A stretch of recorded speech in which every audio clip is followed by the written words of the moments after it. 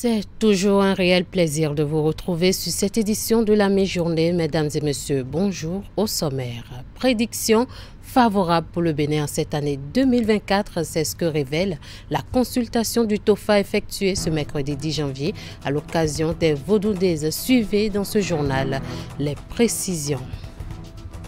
Chefs de culte, adeptes et autres acteurs des cultes endogènes de la ville de Zakpota se sont retrouvés pour fêter le 10 janvier. Rituels, offrandes, sacrifices et prières ont été faits à l'occasion pour le peuple béninois. Les détails dans cette édition. Et puis la plus grande messe du football africain se tient dans quelques heures pour le match d'ouverture. Les éléphants de la Côte d'Ivoire défient les Lycaons de la Guinée-Bissau au stade olympique Alassane Ouattara. Quelques fans du football béninois se sont prononcés sur cette 34e édition de la Coupe d'Afrique des Nations. Suivez-les dans ce 13h au Bénin au micro de Candide Roumentan. À nouveau, bonjour. Première édition des Vodou Days, on en parle toujours. Mercredi 10 janvier 2024, jour dédié à la grande cérémonie Vodou, il y a eu la consultation du TOFA 2024 pour le Bénin. Les prédictions sont favorables selon le collège du FA désigné par le gouvernement. Le public massivement mobilisé a eu droit à une prestation singulière du Conservatoire des danses cérémonielles et royales du Bénin. Teddy Goudalo et Rachidi Soubero ont suivi pour nous le déroulé de la consultation. Suivons ensemble leur reportage.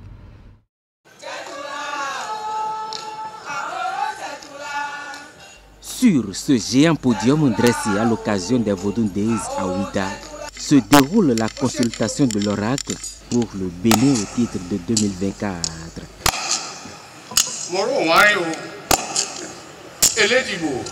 Quelques minutes plus tard, c'est le professeur Maunyo Kako, président du comité des rites au Bénin, qui dévoile le signe de l'année et son interprétation sommaire. La consultation du TOFA pour le Bénin pour l'année 2024 révèle le signe Sa-Aklan et la consultation est positive.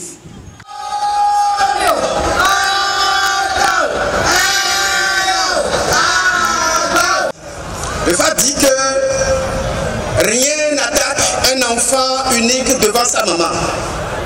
La maman va se battre pour défendre sa progéniture. Par conséquent, le FA dit que le président se bat pour défendre les intérêts du pays et que par conséquent, il a une bonne foi et que cette bonne foi, si jamais cette bonne foi le quittait, que cela ne serait pas bien pour le pays. C'est le FA qui a dit ça.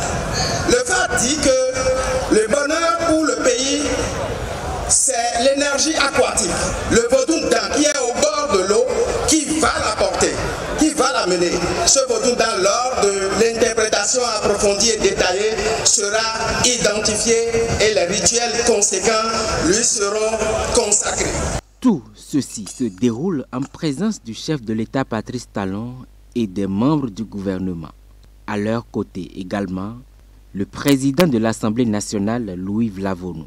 Le signe révélé à l'issue de cette consultation donne donc de l'espoir au peuple béninois.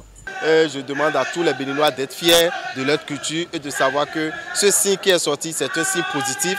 C'est un signe qui nous demande beaucoup d'amour, qui nous demande d'éviter l'hypocrisie et qui nous demande également de prendre beaucoup soin des femmes. Et quand on dit femme, ça peut être votre fille, ça peut être votre mère, ça peut être votre femme. Il faut vraiment prendre soin des femmes, donner de priorité aux femmes pour que l'année 2024 soit une année de succès et d'abondance. À la suite de la consultation du FA, il y a eu la procession des fidèles de différentes déités vaudou. Il s'agit des vaudous Sakwata, Yaorisha, Mami, Dan, Mouver et Zangwetor qui ont offert du spectacle à travers louanges, danses, puis prononcé des prières sur les Béninois massivement mobilisés. Vaudondaise, c'est un 10 janvier renouvelé qui fait la fierté des Béninois et consulter le TOFA à cette occasion vient mettre fin aux consultations qui se font anarchiquement dans certaines localités du pays. Pour bon nombre de personnes approchées sur le site dédié à la célébration, le chef de l'État Patrice Talon a vu juste. Je vous invite à les suivre. Permettez-moi de féliciter le chef de l'État pour cette manière plus organisée, professionnelle de la consultation du SOFA. Parce que ce que nous constations par le passé, ça se consulte pratiquement dans toutes les maisons, ce qui ne montre pas une harmonie, d'accord, et le respect qu'incarne le phare en République du Bénin. Comme il n'y a pas deux Vatican, comme il n'y a pas deux Mecques, c'est notre vaudou ici et c'est à Ouidah qu'on va faire le TOFA à l'international. Donc tous les pays vont se retrouver dedans, ainsi de suite. Tous les continents doivent se retrouver dedans. C'est un TOFA international. Déjà la joie du Béninois, c'est à commencer par le président de la République qui était là pour la consultation du phare. Vous savez que c'est quelque chose que nous avons toujours voulu, c'est quelque chose que nous avons toujours demandé à tous les dirigeants qui ont pris part ici. Et on leur a chaque fois dit, pour le TOFA, il faut que le président soit là, il faut que ça soit en présence du président.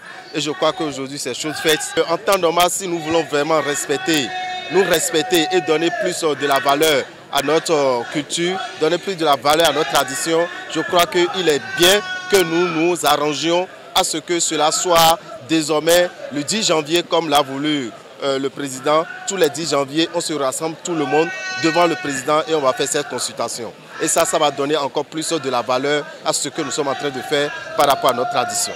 Le phare a renouvelé des faits positifs. Il y aura la paix, il y aura le bonheur et que toutes les difficultés qui jaillissent de gauche à droite trouveront des solutions. Nous sommes dans une réalité traditionnelle. Nous sommes des traditionnels. Ça nous a fait plaisir que cela soit officiellement dit devant tout le monde. Le phare a révélé que l'année 2024 sera bien positive. Je suis très content, comme n'importe quel Béninois, parce que personne ne veut le négatif. Dans le contexte de bonheur, personne ne veut le négatif. Et ce qu'a dit le phare nous réconforte. Ce qu'a dit le phare appelle également tous les Béninois au travail. Appelle tous les Béninois à la cohésion sociale, au renforcement du vivre ensemble pour le rayonnement socio-économique de notre cher et beau pays, le Bénin. À Zakota, les manifestations ont été étalées sur plusieurs jours et ont pris fin par un grand rassemblement ce 10 janvier. Chefs de culte, adeptes et autres acteurs des cultes endogènes de la ville se sont retrouvés pour fêter.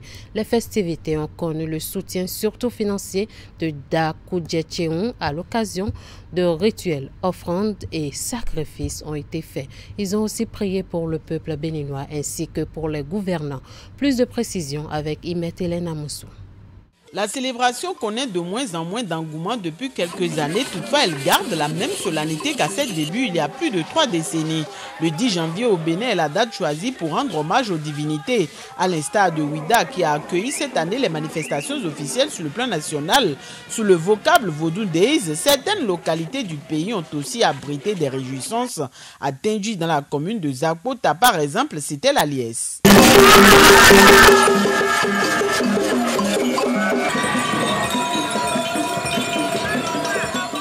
Cette parade des adeptes de plusieurs divinités est venue clôturer 3 jours de rituels, de libation, de prière ainsi que de sacrifices. Ce n'est pas le jour-ci que nous faisons beaucoup de choses. Il y a des préalables, il y a des rituels, il y a des exorcismes, il y a beaucoup de choses qu'il faut consacrer, qu'il faut réunir pour avoir la bénédiction de nos ancêtres, la bénédiction de nos égrégores, la bénédiction de nos divinités et la bénédiction de tous les vaudous, de tous les vaudounos et de tous les vaudous-ci, pour que notre prière le jour du 10 janvier puisse envahir, puisse bénir la terre, le ciel et le monde entier, hommes comme femmes. Nous nous retrouvons parfaitement dans cette fête du 10 janvier, consacrée spécialement pour nos cultures endogènes. Nous devons d'abord remercier donc, le père fondateur donc, de cette journée. Et à travers lui, tous ces successeurs, notamment l'acteur-chef d'État qui a vu qu'il faut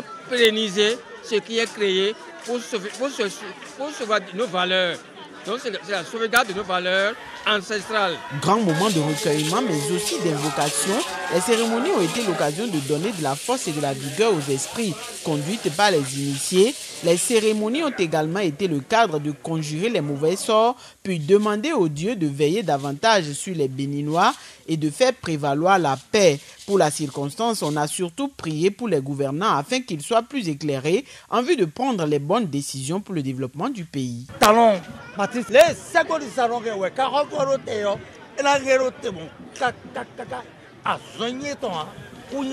Venus des 4 coins de la ville qui abritent les réjouissances, les adeptes, dignitaires, têtes couronnées et autres pratiquants des cultes endogènes ont festoyé toute la journée. Placés sous le parrainage de Dazo et Doku Djetche-Ngwenumambou, les manifestations ont aussi connu la participation des responsables des grands couvents de la commune. Ces derniers n'ont pas manqué de remercier le parrain pour son engagement et le soutien constant dont il fait montre chaque année en vue de faire rayonner la culture de Zakota. Cette année, la date du 10 janvier n'est pas passée sous silence dans la commune de Semekpodji. La célébration de la fête de Vodou qui a été suspendue il y a de cela 4 ans en raison des incompréhensions entre les responsables des cultes endogènes a été effective. Ceci grâce au leadership et à la médiation du chef de l'arrondissement central de Semekpodji, Cyril Kouzonwe, et du maire Jonas Gbenameto. Le point de cette célébration dans ce reportage. Après des rendez-vous manqués en raison des mésententes entre responsables des cultes endogènes dans la commune de Semekpodji, voici à nouveau réunis ici à la place traditionnelle Tonifa, dignitaires, autorités politico-administratives, filles et fils de Semekpodji pour célébrer la fête de Vodou.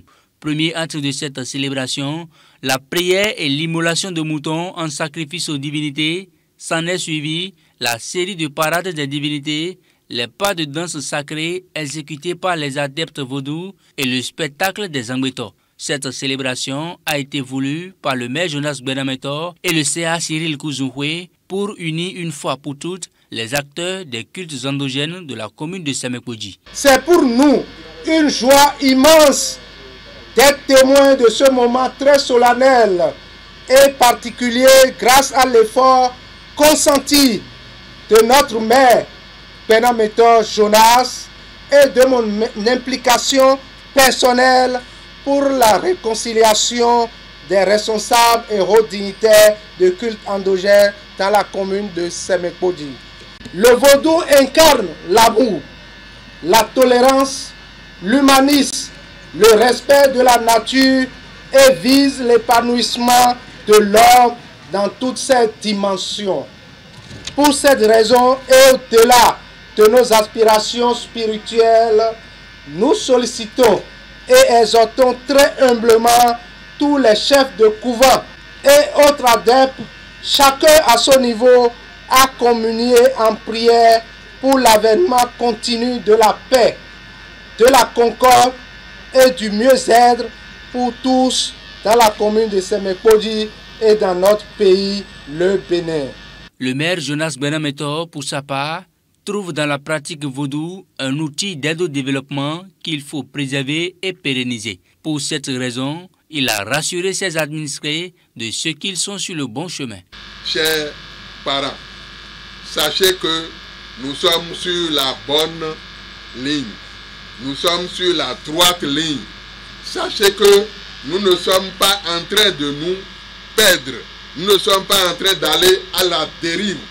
Nous voulons consolider l'existant et progresser pour que nous ne soyons pas des hommes sans racines, des hommes sans source, des hommes qui ne savent pas d'où ils viennent et ne peuvent pas savoir où et comment bouger pour qu'il y ait une évolution. Cette célébration a été ponctuée de la remise d'attestation de mérite et de chargé de mission du chef suprême des Angbeto à Kiki Benan Georges, l'un des pionniers de la commémoration du 10 janvier dans la commune de Semekpodji.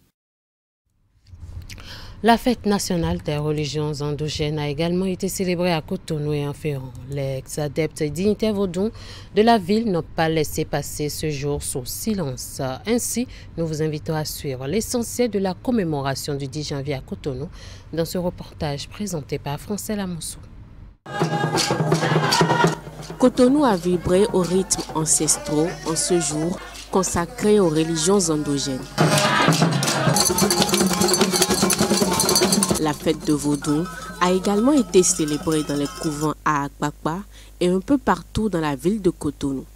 Dans le 4e arrondissement au quartier d'Edokpo, c'est le siège national de la communauté religieuse, la Arékondé du Bénin, qui a abrité la commémoration au niveau des abdètes et dignitaires Tronkpetove du Bénin.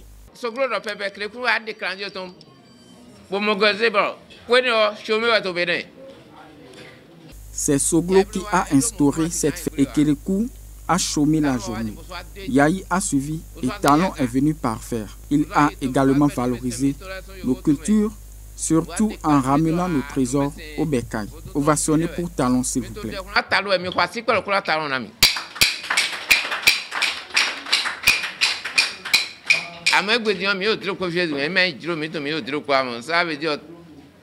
Mais on ne s'est pas rendu à Ouida parce qu'il y a déjà du monde.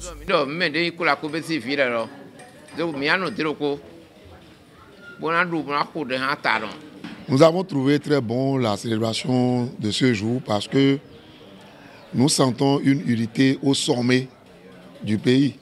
Aujourd'hui, vous ne pouvez pas venir au Bénin et faire une remarque qu'il y a une autre religion, à part si nous sommes ensemble, à moins que vous voulez vous montrer que je suis de telle région, sinon nous sommes ensemble et ça nous réjouit, c'est une joie pour nous.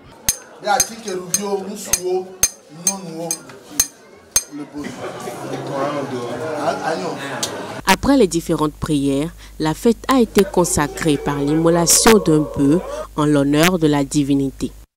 Tout un ensemble d'offrandes. Et on a commencé par la prière, d'abord prière pour tous les adeptes de Tronkpetove et puis prière pour tout le peuple béninois et surtout on apprenait la paix. La paix et la paix seulement parce que sans la paix, rien n'existe. On célèbre le tronc aujourd'hui jusqu'à lui immoler un bœuf. Je remercie tous ceux qui sont présents. De l'autre côté de Yinawa, dans le 2e arrondissement, c'est la divinité sœur qui est célébrée.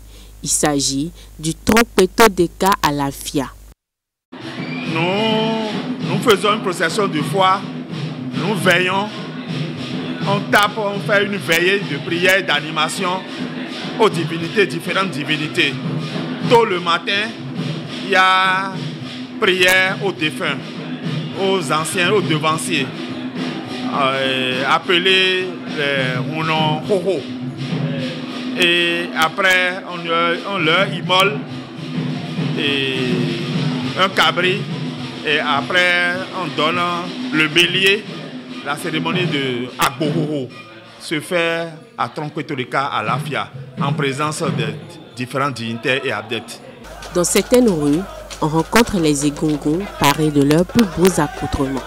Plus loin, au quartier Sainte-Cécile, dans le 6e arrondissement, les populations sont réunies autour des dignitaires pour célébrer ce 10 janvier, fête nationale des religions endogènes. Dans la suite de cette édition, 12 structures de collecte et de transport de boue de vidange ont reçu ce jeudi leur agrément au ministère du Cadre de vie et des Transports. C'est au cours d'une cérémonie présidée par le ministre qui s'inscrit dans le cadre de la mise en œuvre de la réforme du secteur de l'assainissement. Voici le point de reportage de ce reportage de Hugues Vingbe présenté par Francel Amoussou. La réforme du secteur de l'assainissement est en marche. C'est ce qu'il faut retenir de cette cérémonie, aboutissement d'un processus lancé le 5 juin 2023 et au cours duquel 20 candidatures ont été enregistrées. Elles sont au total 12 structures de vidange à recevoir ce jour leur agrément. L'objectif visé par le ministère en charge du cadre de vie est d'améliorer la qualité du service avec un secteur privé engagé et des critères de performance bien définis. Ce qui est au cœur, c'est d'abord le respect du cahier des charges du transporteur. Ce cahier des charges passe par la qualité et le bon état du matériel du travail, le camion. Et ensuite, la formation du personnel à observer certaines règles jusqu'au dépotage dans la station de traitement de boue de vidange et surtout à éviter les comportements déviants. La SGDS va travailler avec vous pour s'assurer que ce cahier de charge est respecté et s'assurer que ces stations de traitement de boue de vidange sont exploitées à bon escient, que les boues qui y sont acheminées sont des boues autorisées. Pour le représentant des structures de collecte et de transport de boue de vidange retenues, cette occasion se prête à la présentation de doléances et à la prise d'engagement.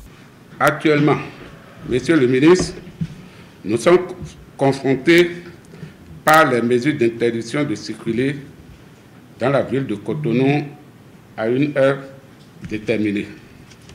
Monsieur le ministre, nous prenons l'engagement de respecter toutes les recommandations issues des cahiers de charges. La réforme du secteur de l'assainissement est soutenue par plusieurs partenaires techniques et financiers. Nous sommes là pour vous accompagner dans cette première étape de certification. Et c'est pour moi l'occasion de féliciter les 12 élus, j'ai envie de dire. Nous avons vu les critères de sélection qui sont à la hauteur des enjeux. Parce qu'en réalité, il s'agit, comme vous l'avez dit, Monsieur le ministre, de protéger l'environnement et de protéger la santé des Béninois. Assurer le service de vidange efficace au niveau des ménages ou de toute autre structure, respecter les conditions de collecte, de transport et de dépotage dans les STBV, ce sont entre autres les obligations fixées aux 12 structures sélectionnées. Les agréments sont délivrés par le ministère du Cadre de vie et des Transports pour une période de 2 ans. Parakou accueille depuis le 5 janvier 2024 la 3e édition de la foire itinérante Ouagny 229. Il s'agit d'une initiative qui vise à promouvoir les produits locaux mais aussi à faire la lumière sur les petites et moyennes entreprises spécialisées dans la transformation locale. La cérémonie officielle de lancement de cette foire s'est déroulée ce mardi 9 janvier sur l'esplanade du marché Zongo de Parakou. Cérémonie à laquelle ont pris part des acteurs économiques responsables de la TDA Pôle 4 et de la direction départementale de l'agriculture, de l'élevage et de la pêche du Borgo. Reportage Epifan Chabi, Socrate Dantodé. Acteurs économiques, transformateurs de produits locaux, entrepreneurs et promoteurs de petites et moyennes entreprises prennent part à cette édition 2024 de la foire itinérante Ouagny 229 qui met en lumière la créativité et le génie des entrepreneurs locaux. L'objectif de cette foire itinérante, qui se déroule sur l'esplanade du marché Zongo de Parakou, s'inscrit dans le cadre du programme de mise en marché des produits locaux dans les pôles de développement agricole et vise à rapprocher ces produits des consommateurs. Nous sommes nés pour répondre, pour apporter un tant soit peu des solutions liées aux procès qui sont faits aux produits Made in Bénin. Et ces procès-là, vous les savez tous, c'est de l'ordre de la qualité. On reproche aux produits locaux qui ne sont pas de qualité. On leur reproche le fait que l'emballage n'est pas aux normes. Donc il faut améliorer le packaging de ces produits-là. On leur reproche également le fait que nos produits locaux sont extrêmement chers par rapport aux produits importés. En réalité, nos produits ne sont pas compétitifs. Et c'est pour répondre à cela que nous avons mis d'abord une marketplace pour permettre aux entrepreneurs de disposer d'une boutique en ligne et de vendre leurs produits partout, sans limite. Je sais que, comme l'a dit le promoteur tout à l'heure, nos produits ont des problèmes à se positionner sur les marchés. Sur nos marchés intérieurs, nos marchés et les marchés extérieurs. Mais je crois qu'avec Ouagny 229, nos produits prendront davantage d'espace sur le marché national, dans la sous-région et pourquoi pas plus loin. La présente édition de la foire Wanyé 229, lancée depuis le 5 janvier 2024, est ouverte aux produits pharmaceutiques, agroalimentaires, agricoles, cosmétiques et bien d'autres. Il s'agit d'un espace d'échange qui réunit des forains venus de plus de 6 villes du Bénin. Je me réjouis au nom des forains et que aujourd'hui nous avons un bon tandem entre les acteurs étatiques et les acteurs non étatiques. Parce que sans cela, nous serons inondés par des produits venant d'ailleurs. C'est une initiative que nous devons vraiment apprécier parce que c'est une fois qui ne se fait pas chaque fois. Si au moins avec l'appui de l'ATDA, on peut au moins organiser cette fois une fois par trimestre, vraiment ce serait vraiment bon. La foire itinérante Wanyé 229, c'est aussi un panel d'échange autour du thème « Le consommer local face aux défis de compétitivité des produits locaux dans un contexte de mondialisation ». Cette initiative, saluée à sa juste valeur, prend fin le samedi 13 janvier prochain. Je l'annonçais en début d'édition, plus que 24 heures et on y sera. La plus grande fête continentale du cuiron, la Coupe d'Afrique des Nations, démarre ce samedi en terre ivoirienne. En ouverture à cette 34e édition de la CAN, les éléphants de la Côte d'Ivoire défient les Lycaons de la Guinée-Bissau au stade olympique Alassane Ouattara à quelques heures du coup d'envoi. Quelles sont les attentes des passionnés du football béninois de cette édition de la Coupe d'Afrique des Nations? Une équipe de notre rédaction a tendu son micro à quelques-uns d'entre eux dans la ville de Cotonou. On les écoute.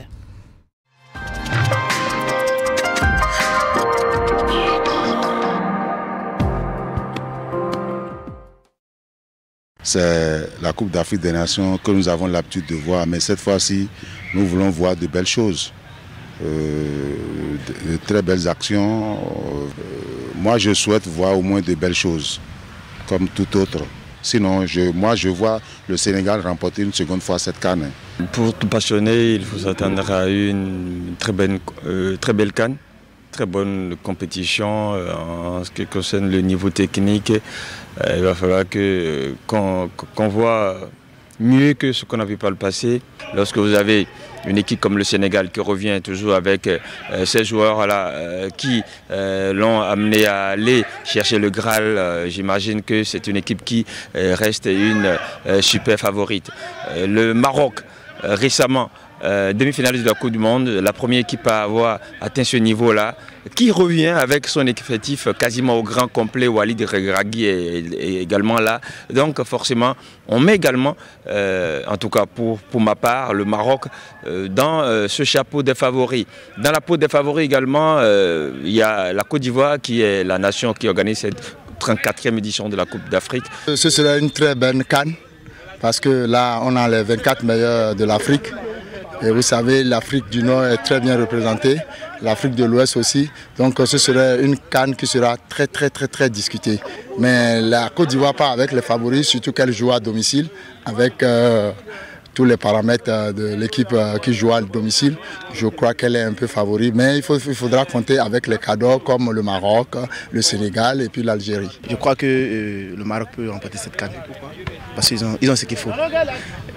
D'abord, à la dernière Coupe du Monde, ils ont montré qu'ils jouent compact, ils jouent avec ce qu'ils ont et ils vont chercher la victoire. Ça sent qu'ils ont envie de gagner. Ça sera une très belle fête et ça va bien se passer.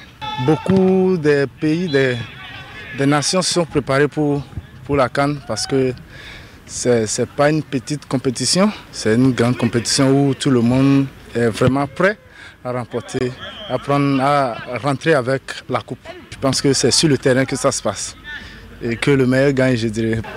J'espère des merveilles, des jeunes joueurs où nous allons voir parce que lors de la CAN, on verra aussi des nouveaux talentueux de l'Afrique. J'attends de cette CAN une bonne CAN, que les joueurs nous montrent du beau football, même si le Bénin ne participe pas, au moins que cette CAN soit meilleure que les autres CAN. Je vois 3 pays, le Ghana, le Sénégal et la Côte d'Ivoire. Pourquoi? Parce qu'ils ont de très bons joueurs, surtout le Sénégal qui est le grand vainqueur de la dernière Coupe d'Afrique et qui a encore les joueurs en forme. La Côte d'Ivoire aussi qui a encore ses joueurs en pleine forme aussi. Cette édition de la CAN connaît le retour du sifflet béninois. Est-ce un pari gagné ou le début d'un parcours périlleux pour l'arbitrage béninois? Une équipe de notre rédaction a abordé le sujet avec quelques anciens du domaine. Candide Rourinton. Après 13 ans d'absence à une phase finale de la Coupe d'Afrique des Nations, le sifflet béninois fait son retour à cette prestigieuse compétition du continent africain. 2 arbitres béninois figurent sur la liste des officiels retenus par la commission des arbitres de la CAF. Il s'agit de l'arbitre central FIFA, Louis Rouyan-Dandé, et l'arbitre assistant, Eric Aïmanvor, qui seront les premiers arbitres béninois qui prendront part à la phase finale d'une CAN à 24 nations. Être sélectionné pour cette compétition est une fierté d'abord pour ces arbitres-là, et au-delà de ça, c'est une fierté nationale. Donc on doit s'en réjouir. C'est vrai qu'on n'a pas eu la chance d'avoir ces derniers temps des arbitres à ce niveau-là. Donc d'avoir 2 arbitres pour cette CAN, c'est une fierté nationale, une fierté pour l'arbitrage béninois. C'est une joie de constater que nous sommes de retour. Et j'espère que ce retour sera une fois pour de bon. Si les 2 arbitres béninois sont aujourd'hui reconnus, qualifiés pour participer à la CAN 2023 en Côte d'Ivoire, ce n'est certainement pas anodin. Nul ne peut douter que c'est le fruit d'un parcours ambitieux, des efforts qui ne passent pas inaperçus, ce qui aura non seulement un impact positif sur l'arbitrage béninois, mais servira aussi de source d'inspiration aux plus jeunes promotions.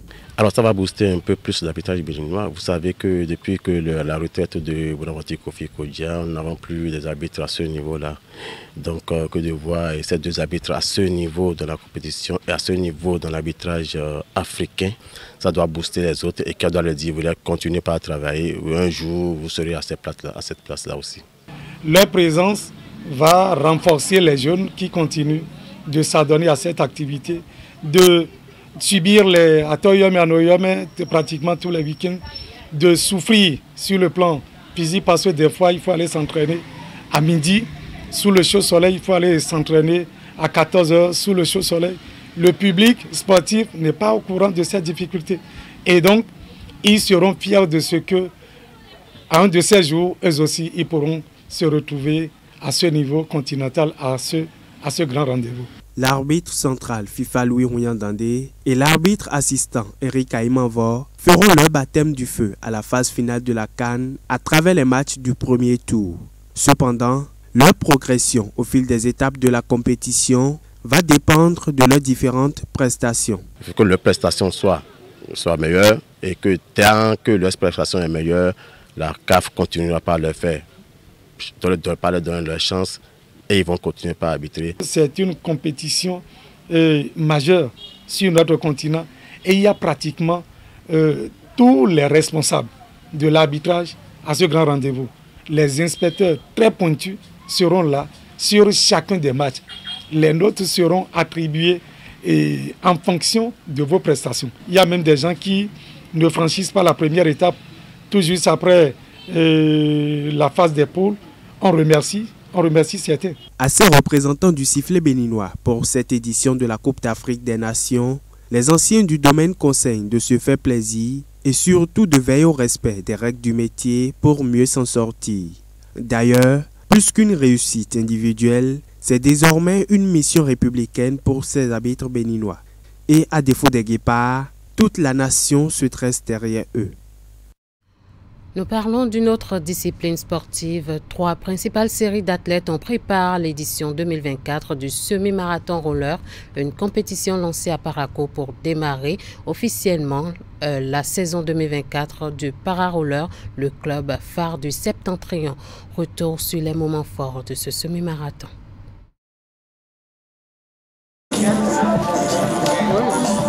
Dans ce circuit fermé, 3 principales catégories d'athlètes ont pris part à ce semi-marathon organisé par Pararoller, le club phare du Septentrion dans cette discipline sportive. Avec le soutien du Fonds national pour le développement des activités de la jeunesse, des sports et loisirs, Pararoller réussit une fois encore l'organisation de ce semi-marathon édition 2023 qui marque aussi le lancement des activités au sein du club pour la saison 2024.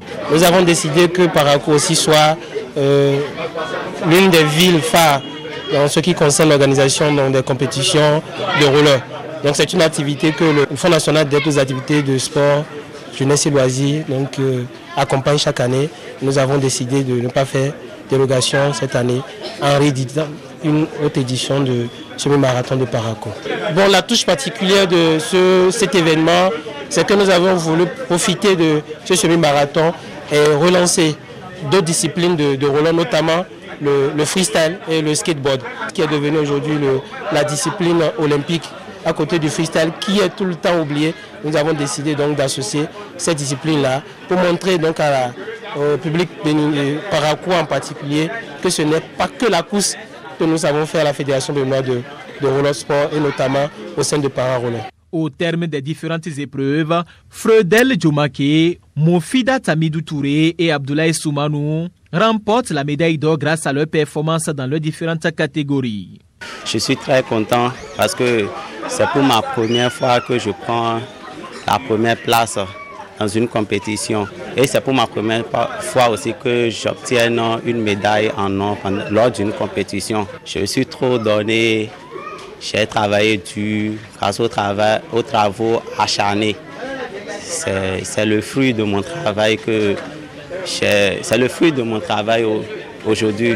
J'aimerais être le champion national, ensuite le champion d'Afrique et aussi le champion du monde. Je suis très contente puisque c'est pour ma première fois que je participe à une compétition.